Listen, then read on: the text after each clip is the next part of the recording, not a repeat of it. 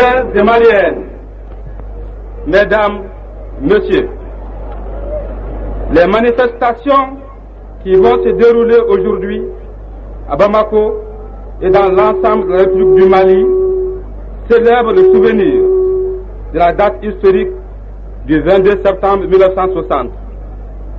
Ce jour-là, en effet, le congrès extraordinaire de notre parti, l'Union soudanaise RDA, a pris des décisions qui ont consacré définitivement notre indépendance inconditionnelle et mise un terme dans notre pays à l'ère coloniale.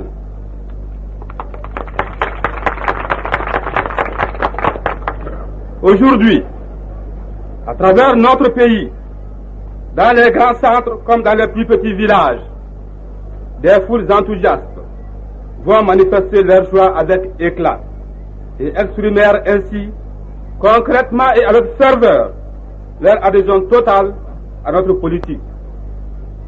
Bamakoise, la direction de l'Union soudanaise RDA vous salue et vous remercie sincèrement d'avoir répondu nombreux à son appel.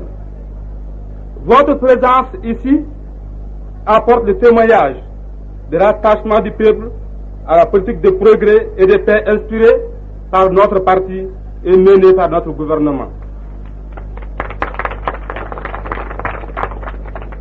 La direction de l'Union soudanaise RDA salue et remercie, au nom du peuple du Mali, nos frères ghanéens et guinéens, venus nous apporter le salut et le soutien des peuples du Ghana et de Guinée.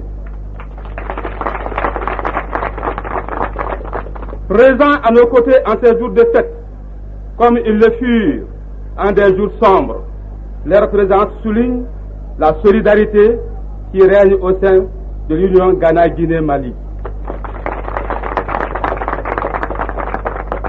La direction de l'Union soudanaise RDA salue les peuples frères des pays de la charte de Casablanca, dont les représentants ici présents honorent notre manifestation.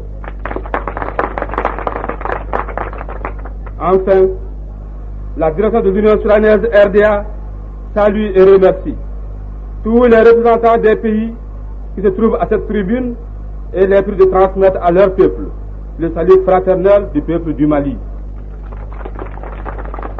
Maliens et Maliennes, les partis et le gouvernement ont tenu à commémorer le premier anniversaire de notre indépendance, le premier anniversaire de notre indépendance inconditionnelle.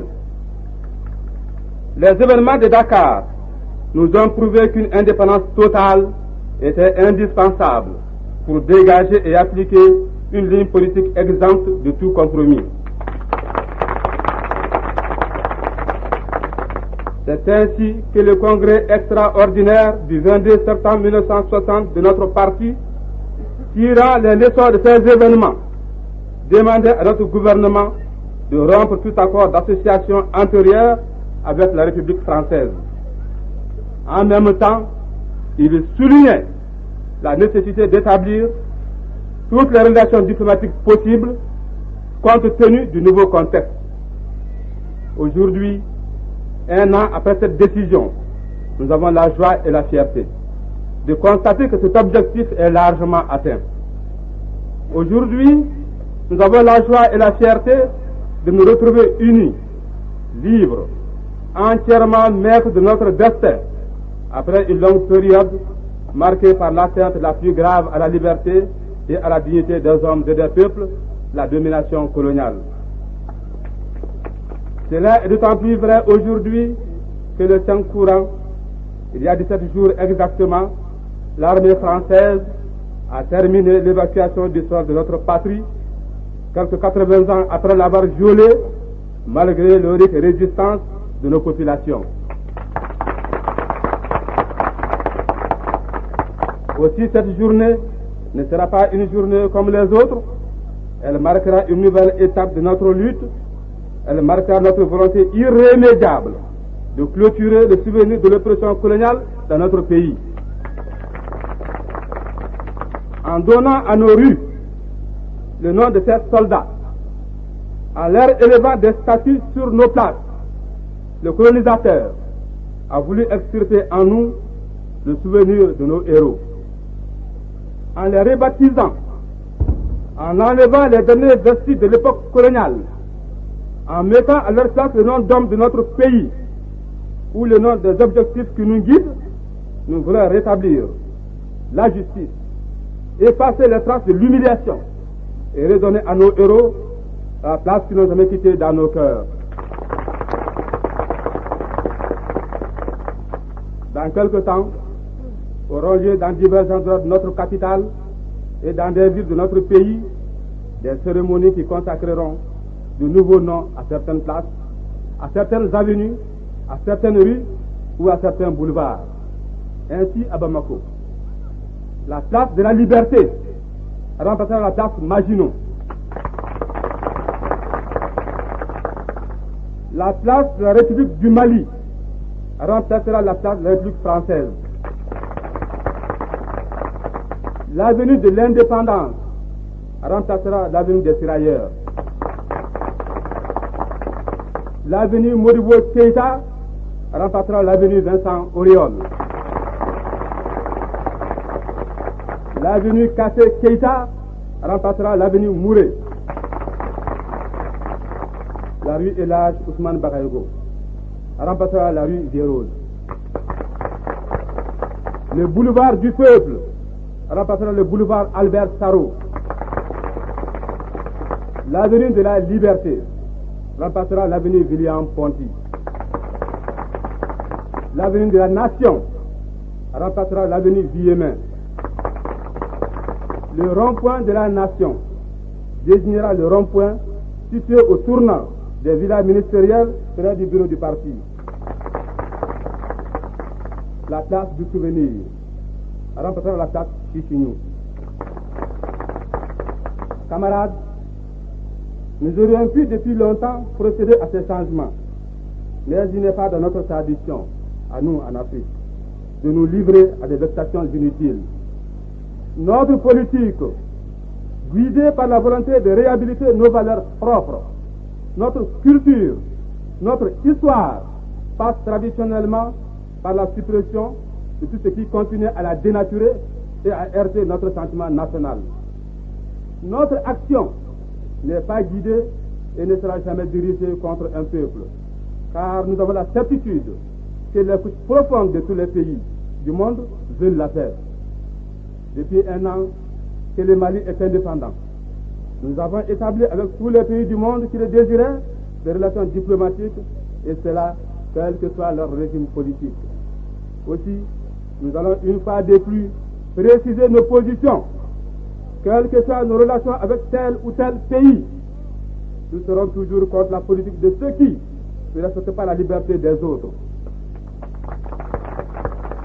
Nous nous élèverons toujours contre le maintien de la domination coloniale, contre les guerres coloniales, contre les agressions impérialistes.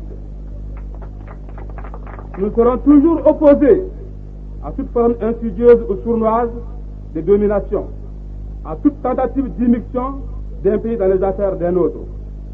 Camarades, en ce jour qui est pour nous un jour de fête, notre pensée va vers ceux qui ont lutté pour arracher la liberté de notre patrie et qui n'ont pas eu la chance de vivre ces jours.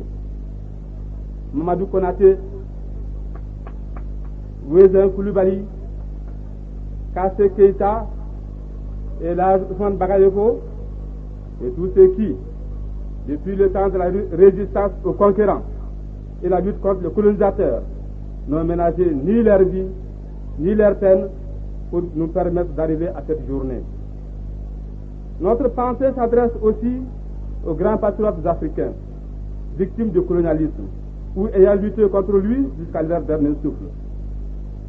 Rumbin Unyebe et Félix Moumié au Cameroun, Patrice Lumumba, Okito Mpolo au Congo, le roi Mohamed V du Maroc et les milliers de victimes anonymes mortes pour la liberté de leur pays. Enfin, notre cœur et notre soutien vont vers les peuples qui n'ont pas eu notre chance. Nous pensons au peuple algérien qui entamera bientôt sa 8e année de guerre contre le colonialisme français. Nous pensons au peuple angolais qui luttent avec courage dans des conditions difficiles pour abattre le colonialisme portugais. Nous pensons au peuple du Congo, divisé, torturé, livré à l'anarchie par la faute du colonialisme belge soutenu par l'impérialisme. Nous pensons au peuple d'Afrique du Sud, écrasé sous le poids du racisme le plus obstiné. Nous pensons au peuple de Rhodésie et du Kenya, qui résistent au dernier sursaut de l'impérialisme britannique. Nous pensons au peuple du Laos, dont l'impérialisme a créé et soutient la division artificielle pour conserver des privilèges périmés. Depuis longtemps, mais surtout depuis notre indépendance totale, nous n'avons pas ménagé nos efforts pour apporter à ces peuples toute notre aide morale et l'aide matérielle dont nous pouvons disposer, si modeste soit-elle. Nous continuerons nos efforts sans relâche. Nous accentuerons notre aide à tous ces peuples, car nous savons que leur lutte est notre lutte. Nous savons que leurs victoires sont nos victoires. Nous savons que leurs sacrifices ont contribué à accélérer notre libération et à assurer notre indépendance. Nous leur enverrons aujourd'hui, au nom du peuple du Mali, un message de solidarité et d'espoir. Ainsi, nous renforcerons leur certitude dans la justesse, la noblesse et le sens de leur combat. Et peut-être, nous le souhaitons, nous allégerons un peu leur souffrance. Camarades, cette journée sera l'une des plus belles de notre histoire. Elle marquera le départ d'une ère nouvelle pour notre pays, détenant enfin tous les attributs de notre liberté sans exception. Nous allons travailler à faire de notre pays un pays heureux. Nous allons travailler à faire du Mali un pays construisant dans la paix une société meilleure. Nous avons une conscience très claire de nos responsabilités vis-à-vis de notre peuple, de notre nation et de leur avenir. Nous avons une conscience très claire de nos responsabilités vis-à-vis de l'Afrique, de son unité et de son avenir. Enfin, nous avons une conscience très claire de nos responsabilités dans l'évolution des rapports entre tous les peuples du monde. En ce qui concerne l'avenir de notre nation et de notre peuple, nous avons dégagé une politique dont l'action tend vers le socialisme. Ce choix, nous l'avons fait en toute clarté et en toute sérénité. Nous pensons qu'il s'agit de la seule politique conciliant à la fois les traditions communautaires de notre civilisation, les exigences d'un développement économique accéléré, les perspectives d'une évolution sociale harmonieuse. Nous pensons qu'ainsi, nous assurerons pour longtemps un climat d'union, de paix et de progrès au sein de notre pays. Ce choix nous a attiré des difficultés et nous savons qu'il nous en attirera d'autres encore. Mais nous savons que nous vaincrons tous les obstacles parce que nous sommes soutenus par le peuple tout entier qui reconnaît notre politique comme la sienne et qui répond à ses aspirations et à ses intérêts. Nous serons très fermes sur les principes qui nous guident et si nous tiendrons compte de façon permanente des conditions réelles de notre lutte, nous ne perdons jamais de vue les termes de notre évolution que nous voulons et que nous serons socialistes. En ce qui concerne notre politique africaine, nous ne ménagerons aucun effort pour assurer le renforcement de l'union Ghana-Guinée-Mali. À ce sujet, nous espérons sincèrement que tôt ou tard, d'autres États africains indépendants ou qui le seront un jour se joindront à nous pour le meilleur et pour le pire. Nous disons aussi que nous désirons entretenir des relations amicales avec tous les États africains voisins.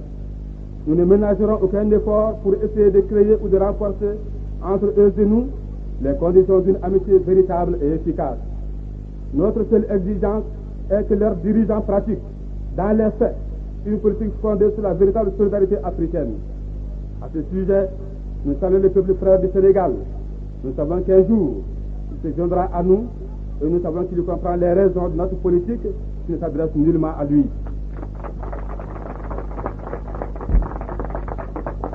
Sur le plan international, c'est en fonction de la position des nations ou de leur gouvernement vis-à-vis du problème colonial que nous nous déterminerons. Ainsi que l'a souvent dit notre secrétaire général Modibo Keïta, tant que le système colonial demeurera implanté quelque part dans le monde, nous ne prendrons fait cause pour le faire humilier contre le colonisateur. Notre action internationale déterminée ainsi en premier lieu par la lutte anticolonialiste et anti-impérialiste, se définira ensuite par notre volonté de lutter contre toute l'espèce vivante. Ainsi, nous serons toujours au premier plan de la lutte contre le néocolonialisme, forme nouvelle d'exploitation des peuples qui furent colonisés, adaptés aux conditions de leur libération politique. Nous ne ménagerons aucun effort non plus pour contribuer à la réunification des pays qui sont restés divisés artificiellement. Ici, conformément aux conclusions de la conférence de Belgrade, nous déterminerons notre position objectivement dans chaque cas suivant la justice et l'intérêt des peuples divisés. Nous soutiendrons fermement et résolument aux Nations Unies la candidature de la Chine populaire dont il est irréaliste et utopique d'ignorer l'existence et le rôle dans le monde. Enfin, dans le domaine du désarmement, nous étudierons toujours avec attention et avec réalisme toutes les solutions qui iront dans le sens d'une diminution de la tension dans le monde. En définitive, la justice, le réalisme et les perspectives de paix et de progrès dans l'évolution du monde guideront notre action qui ne sera jamais ni figée ni dogmatique. Camarades, en pratiquant une politique qui trouve son inspiration dans le peuple, dans ses aspirations et dans ses intérêts, en luttant pour la libération économique de notre pays, nous sommes les artisans de la libération complète de notre peuple. Nous sommes les constructeurs d'une société meilleure, fondée sur notre solidarité traditionnelle, adaptée au monde moderne. Mais en même temps, en entamant dans la mesure de nos possibilités la puissance de toutes les forces d'oppression, nous contribuerons à élargir le front de lutte des peuples contre le colonialisme, contre l'impérialisme, contre toutes les forces qui prennent l'évolution de tous les hommes et de tous les peuples vers plus de liberté et plus de dignité. En cela, nous avons conscience que notre action concourt à renforcer les conditions d'une véritable amitié entre tous les peuples et à affaiblir les forces de régression. Camarades, cet après-midi, au stade Mamadou Konaté, notre secrétaire général Mouribo Keïta analysera concrètement le travail réalisé depuis un an et dégagera, avec les nouvelles tâches qui nous attendent, les raisons que nous avons de croire le succès de notre politique. En souhaitant que cette journée soit pour vous tous une journée de joie, de bonheur et d'engagement, j'exprime ici la conviction de la direction de l'Union soudanaise RDA en disant ma foi dans un avenir meilleur pour le peuple du Mali et pour tous les peuples du monde. Vive le Mali, vive l'Afrique unie et indépendante, vive la paix et l'amitié entre tous les peuples.